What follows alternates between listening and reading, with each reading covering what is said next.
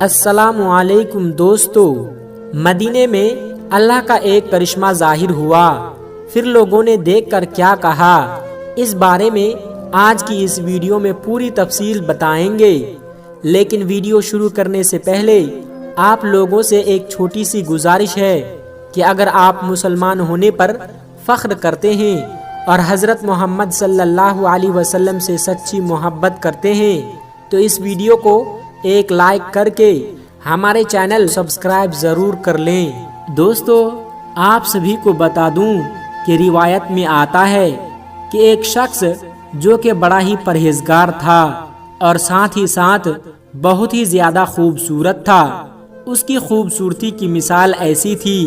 کہ اس کی مثال عرب میں کوئی نہیں۔ جب وہ مدینہ منورہ پہنچا تو ایسے وقت میں وہ سب سے پہلے پیارے آقا حضرت محمد صلی اللہ علیہ وسلم کے مزار پاک کے پاس گیا اور وہاں پہنچنے کے بعد اپنی دل آزاری کی اور خوب رویا، یعنی وہ اس قدر پیارے آقا سے محبت کرتا تھا جس کو ہم بیان نہیں کر سکتے۔ آپ سبھی کو بتا دوں کہ وہ مسافر جب مدینہ منورہ آیا تو یہاں سے اس کو جانے کا ذرا بھی دل نہیں چاہ رہا تھا۔ ایسے وقت میں اس نے مدینہ منورہ میں رہنے کا ارادہ کر لیا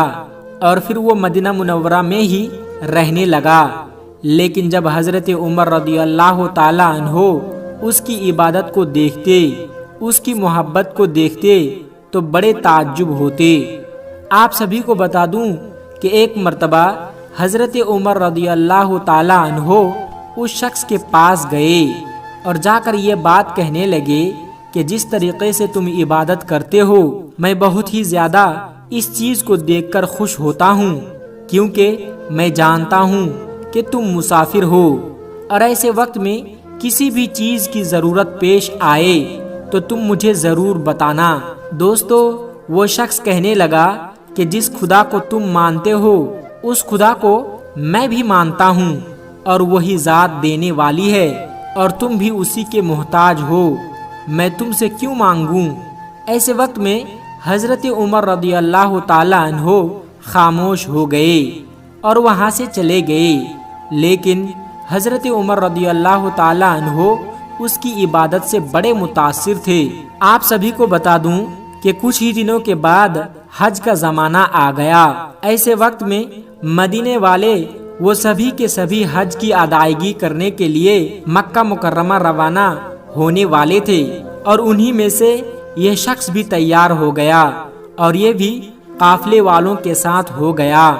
آپ سبھی کو بتا دوں کہ حضرت عمر رضی اللہ تعالی عنہ نے اس چیز کو دیکھا کہ وہ شخص حج کی ادائیگی کرنا چاہتا ہے تو ایسے وقت میں قافلے والوں کے پاس آئے اور آ کر یہ بات کہنے لگے، یہ شخص بڑا ہی نیک اور پرہیزگار ہے، تم سبھی قافلے والے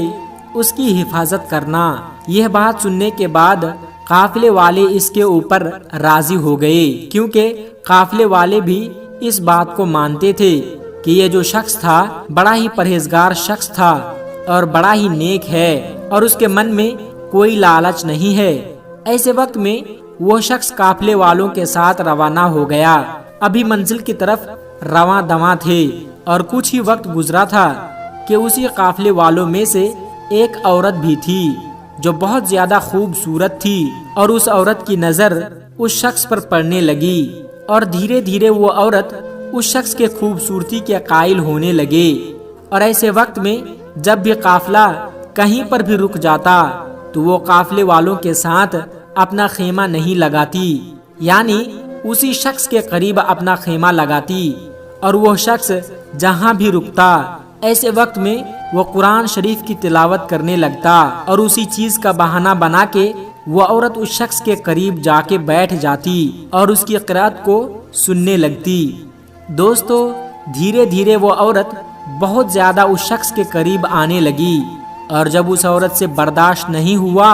تو فوراً ہی اس شخص سے یہ بات کہنے لگی کہ میں تمہارے ساتھ گناہ کا ارادہ کرتی ہوں اور اگر تم نے اس چیز سے انکار کر دیا تو ایسے وقت میں تمہارے اوپر میں غلط الزام لگا دوں گی اور تمہیں پھنسا دوں گی اور ویسے بھی لوگ عورتوں کی باتوں پر جلد یقین کر لیتے ہیں۔ تو یہ بات سننے کے بعد وہ شخص فوراً ہی یہ بات بولنے لگا کہ اللہ کا خوف کرو، کس طرح کی تم باتیں کر رہی ہو؟ ابھی یہ حج کی ادائیگی کے لیے تم جا رہی ہو اور ایسے وقت میں تم اس طرح کی باتیں کر رہی ہو؟ تمہیں تو شرم آنی چاہیے۔ بہتر یہی ہے کہ تم ان سب چیزوں سے باز آ جاؤ، اللہ کو راضی کرنے کی کوشش کرو تاکہ اللہ تبارک و تعالی تمہاری حج کو قبول کر لے۔ لیکن دوستو، وہ عورت کسی بھی حد تک ماننے کو تیار نہیں تھی، اور وہ ایسے وقت میں جب اس شخص نے گناہ کرنے سے انکار کر دیا تو اس عورت کو بہت ہی زیادہ غصہ آ گیا، اور جب یہ شخص سونے کے لیے چلا گیا تو ایسے وقت میں وہ عورت ایک اشرفی کی تھیلی لے کر آئی اور اسی شخص کے سامان کے ساتھ تھیلی میں جا کر رکھ دیا اور چپ چاپ اپنی جگہ پر لوٹ آئی۔ جب صبح کا وقت ہوا تو ایسے وقت میں وہ عورت شور مچانے لگی اور یہ بات کہنے لگی کہ میرے پاس کچھ سونے کی اشرفیاں تھی جو کہ میں نے حج کی ادائیگی کے لیے رکھی تھی، اور میرے پاس صرف اتنا ہی تھا، اب میں کیا کروں گی؟ اب میرے پاس تو کچھ بھی نہیں ہے۔ تو یہ بات سننے کے بعد سارے قافلے والے بڑے حیران ہوئے اور فوراً ہی یہ بات کہنے لگے کہ اگر کسی قافلے والے نے لیا ہے تو ہم اس کی تلاشی لیتے ہیں۔ تو ایسے وقت میں جتنے بھی قافلے والے تھے ان سبھی کی تلاشی لی گئی، لیکن کسی کے پاس بھی وہ اشرفی کی تھیلی نہیں ملی۔ دوستو، جتنے بھی قافلے والے تھے وہ اس عورت کے پاس آئے اور آ کر بولنے لگے کہ تمام جتنے بھی قافلے والے ہیں ہم نے سبھی کی تلاشی لے لی ہے، لیکن تمہاری اشرفی کی تھیلی کہیں بھی نہیں ملی۔ ایسے وقت میں صرف اور صرف ایک ہی شخص بچ جاتا ہے، لیکن وہ بہت ہی زیادہ پرہیزگار ہے۔ ایسے وقت میں ہم اس کے اوپر شک کریں تو بڑا گناہ ہوگا۔ لیکن میرے پیارے دوستو، وہ عورت یہ بات کہنے لگی کہ دنیا کے سامنے ہو سکتا ہے کہ وہ شخص اچھا بن کر دکھاتا ہو، لیکن کون جانتا ہے کہ اس کے دل میں کیا ہے؟ ایسے وقت میں اس کی بھی تلاشی لینی چاہیے۔ دوستو، سارے قافلے والے اسی شخص کے پاس گئے اور جا کر یہ بات کہنے لگے کہ ہم نے تمام لوگوں کی تلاشی لے لی ہے، ویسے تو ہمارا دل نہیں مانتا کہ ہم تمہاری تلاشی لیں، کیونکہ ہمیں تمہارے اوپر پورا یقین ہے، لیکن یہ عورت کسی بھی طریقے سے نہیں مان رہی ہے، اس لیے تمہاری تلاشی لینی پڑے گی۔ وہ جو شخص ہوتا ہے، کیونکہ اس نے تو چوری نہیں کی تھی، اس لیے وہ خوشی خوشی راضی ہو جاتا ہے۔ جیسے ہی قافلے والے اس شخص کے سامان میں اشرفیوں کی تلاشی لیتے ہیں، تبھی اچانک اشرفی کی تھیلی نظر آ جاتی ہے۔ وہ عورت فوراً ہی یہ بات بولتی ہے کہ دیکھا، میں نے جو کہا تھا وہی ہوا، یعنی یہ شخص اوپر سے دکھاوا کرتا ہے اور اللہ والا بنتا ہے، لیکن اصل میں یہ چور ہے اور یہ دنیا کے سامنے اچھا بننے کی کوشش کرتا ہے،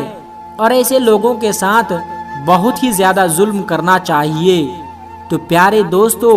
یہ بات سننے کے بعد تمام قافلے والے اس شخص کے اوپر وار کرنے لگے اور سبھی کے سبھی نے اس کو اتنا مارا کہ وہ بہت ہی زیادہ زخمی ہو گیا، لیکن ایسے وقت میں وہ شخص خاموش رہا، اس نے کچھ بھی نہیں بولا۔ لیکن جب قافلے والوں کو اس کا یقین ہو گیا کہ یہ شخص چور ہے اور یہ دنیا کے سامنے دکھاوا کرتا ہے، تو اس شخص کو زنجیروں میں باندھ دیا گیا، لیکن وہ شخص پھر بھی اللہ تبارک و تعالیٰ کی رضا پر راضی تھا اور وہ خاموش رہا، اس نے کچھ بھی نہیں بولا۔ اس کے بعد قافلے والے مکہ کی طرف رواں دواں ہوئے، یعنی حج کی ادائیگی کے لیے۔ لیکن تبھی وہ شخص یہ بات کہنے لگا کہ آپ لوگ بھی حج کی ادائیگی کرنے کے لیے جا رہے ہیں، اور میرا بھی یہی ارادہ تھا کہ میں بھی حج کرنے کے لیے جاؤں، اس لیے آپ لوگ میری زنجیروں کو کھول دیجئے اور میں حج کی ادائیگی کرنے کے بعد دوبارہ آپ جہاں بولیں گے وہاں لوٹ کر آ جاؤں گا، میں کہیں نہیں بھاگوں گا۔ لیکن قافلے والے اس بات پر کسی حد تک راضی ہونے کو تیار نہیں تھے۔ اور ان میں سے کچھ لوگ تھے جو یہ بات کہنے لگے کہ تمہاری زنجیر کھولنے کے بعد تم حج کا بہانہ بنا کے یہاں سے فرار ہو جاؤ اور تم دوبارہ لوٹ کر نہ آؤ۔ لیکن کچھ لوگ یہ بات کہہ رہے تھے کہ ہاں، یہ شخص حج کی ادائیگی کرنے کے لیے آیا تھا، اس لیے اس شخص کو ایک موقع دینا چاہیے اور ہو سکتا ہے کہ وہ واپس لوٹ کر آ جائے۔ تو دوستو، جب سارے قافلے والے ایک دوسرے سے بات کرنے لگے تو اس وقت انہوں نے فیصلہ کر لیا کہ ہمیں اس شخص کو ایک موقع دینا چاہیے۔ اس کے بعد اس شخص کی زنجیر کو کھول دیا گیا اور اس سے یہ بات کہہ دی گئی کہ فلاں جگہ پر تم ہمیں آ کے ملنا، اگر تم لوٹ کر نہیں آئے تب بھی ہم جا کر حضرت عمر رضی اللہ تعالی عنہ سے تمہاری شکایت کریں گے کہ تمہارے اوپر بڑا بھروسہ کیا تھا لیکن تم نے اس کے بھروسے کو توڑ دیا۔ لیکن دوستو، وہ شخص چپ چاپ حج کی ادائیگی کرنے چلا گیا۔ آپ سبھی کو بتا دوں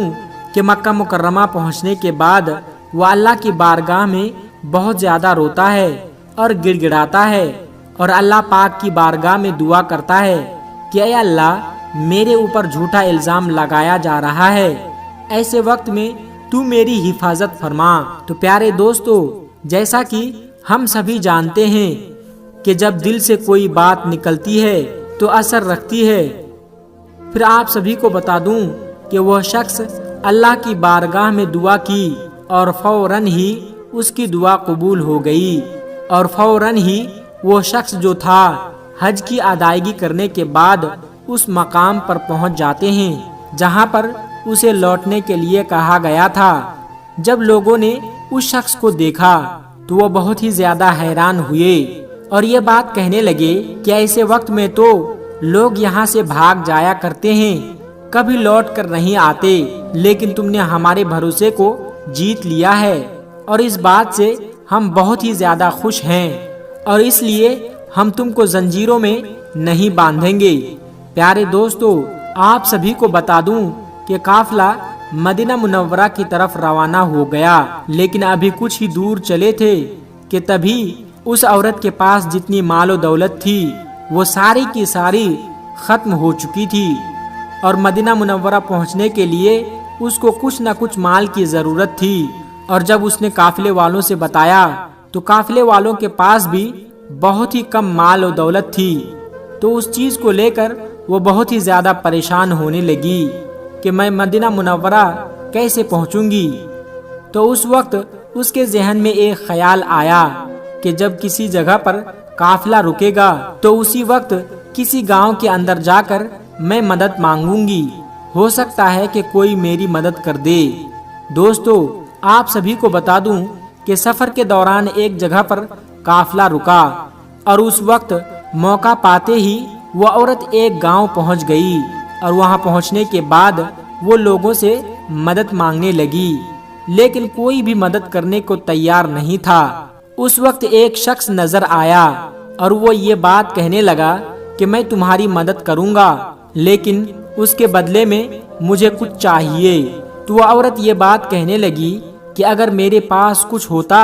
تو میں تمہارے پاس کیوں مانگنے کے لیے آتی۔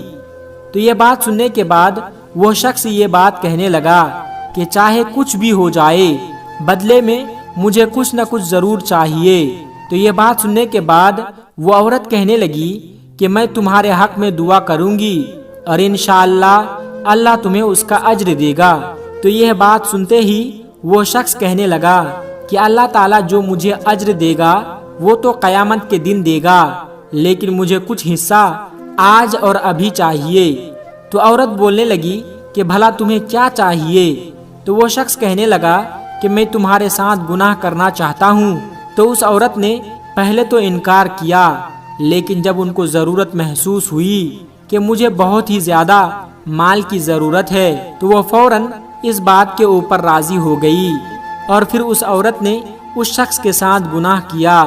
اور بدلے میں اس شخص نے اسے اجرت کے طور پر مال دیا اور اسے روانہ کر دیا۔ آپ سبھی کو بتا دوں کہ یہ عورت اپنے قافلے والوں کے ساتھ رواں دواں ہو گئی۔ ابھی کچھ ہی دن گزرے تھے کہ وہ عورت ایک جگہ پر اکیلی بیٹھی تھی۔ تبھی اس کے پاس ایک فقیر آیا اور آ کر یہ بات کہنے لگا کہ کیا تمہیں یہ بات معلوم نہیں ہے کہ تم ماں بننے والی ہو؟ تو وہ عورت یہ سن کر بہت ہی زیادہ حیران ہوئی اور پریشان ہو گئی اور کہنے لگی کہ ایسا کیسے ہو سکتا ہے؟ تو فوراً وہ فقیر کہنے لگا کہ فلاں شخص کے ساتھ تم نے گناہ کیا تھا اور یہ اس کی اولاد ہے۔ تو وہ عورت بہت زیادہ پریشان ہونے لگی۔ تو فوراً ہی وہ فقیر کہنے لگا کہ تمہیں پریشان ہونے کی ضرورت نہیں ہے، وہ شخص جس پر تم نے چوری کا الزام لگایا تھا اس کے اوپر بھی یہ الزام لگا دو، اس سے تم بچ جاؤ گی۔ دوستو، یہ بات سننے کے بعد وہ عورت بہت ہی زیادہ خوش ہو جاتی ہے۔ قافلے میں جانے کے بعد زور زور سے چلانے لگتی ہے اور یہ بات کہنے لگتی ہے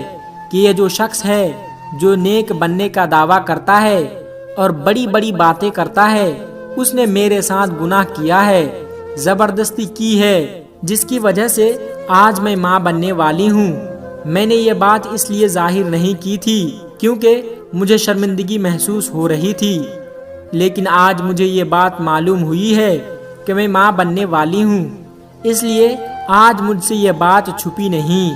اور میں نے قافلے والوں کو بتا دی۔ تو یہ بات سننے کے بعد قافلے والے فوراً ہی بہت زیادہ غصہ ہو گئے اور فوراً غصے میں آنے کے بعد اس شخص کے اوپر غصہ اتارنے لگے۔ آپ سبھی کو بتا دوں کہ وہ شخص پہلے ہی بہت زیادہ زخمی تھا، لیکن جب دوسری مرتبہ اس کے اوپر وار کیا تو وہ اور زیادہ زخمی ہو گیا، لیکن اس وقت بھی وہ شخص خاموش رہا اور کچھ بھی نہیں بولا، کیونکہ اس کو اللہ تبارک و تعالیٰ کی ذات پر پورا یقین تھا۔ آپ سبھی کو بتا دوں کہ قافلے والے دل ہی دل میں یہ سوچ رہے تھے کہ حضرت عمر رضی اللہ تعالیٰ عنہ اس کی کتنی عزت کرتے تھے، اتنا اس کو نیک سمجھتے تھے، لیکن یہ تو بہت ہی زیادہ غلط انسان نکلا۔ اگر اس کے بارے میں معلوم ہو گیا تو حضرت عمر رضی اللہ تعالیٰ عنہ کا دل بہت ہی زیادہ ٹوٹ جائے گا اور ضرور اسے کوئی بڑا سزا سنائیں گے۔ تو دوستو، جب یہ قافلہ مدینہ منورہ پہنچ گیا تو حضرت عمر رضی اللہ تعالیٰ عنہ کے سامنے یہ ساری باتیں رکھی گئی۔ اس عورت کے اشرفیوں کو چرا لیا تھا اور ساتھ ہی ساتھ زبردستی اس عورت کے ساتھ غلط کام بھی کیا ہے۔ تو یہ بات سننے کے بعد حضرت عمر رضی اللہ تعالیٰ عنہ کو بڑا جلال آیا اور یہ بات کہنے لگے کہ میں تمہیں تو بہت ہی زیادہ نیک انسان مانتا تھا، اچھا انسان مانتا تھا، لیکن تو اندر سے کچھ اور ہے اور باہر سے کچھ اور، اسی وجہ سے تمہارے لیے کڑی سے کڑی سزا سنائی جائے گی۔ تو دوستو، ابھی حضرت عمر رضی اللہ تعالی عنہ کوئی فیصلہ ہی کرنے والے تھے کہ تبھی وہاں پر حضرت علی رضی اللہ تعالی عنہ تشریف لے آئے اور آ کر یہ بات کہنے لگے کہ یہ جو عورت ہے جو یہ بات کہتی ہے وہ ساری کی ساری باتیں جھوٹ بول رہی ہے، یعنی یہ شخص نیک ہے اور اس نے اس عورت کی کوئی اشرفیاں نہیں چرائی تھی اور نہ ہی اس عورت کے ساتھ زنا کیا تھا۔ تو یہ بات سننے کے بعد وہ عورت کہنے لگی کہ یہ بات آپ ایسے کیسے کہہ سکتے ہیں جبکہ پورے قافلے والوں نے اس چیز کو دیکھا ہے۔ تو یہ بات سننے کے بعد حضرت علی رضی اللہ تعالی عنہ نے یہ بات کہی کہ اگر تو نے ذرا بھی جھوٹ بولا تو اس کا بڑا ہی برا انجام تجھے دیکھنے کو ملے گا۔ تو مجھے یہ بات بتا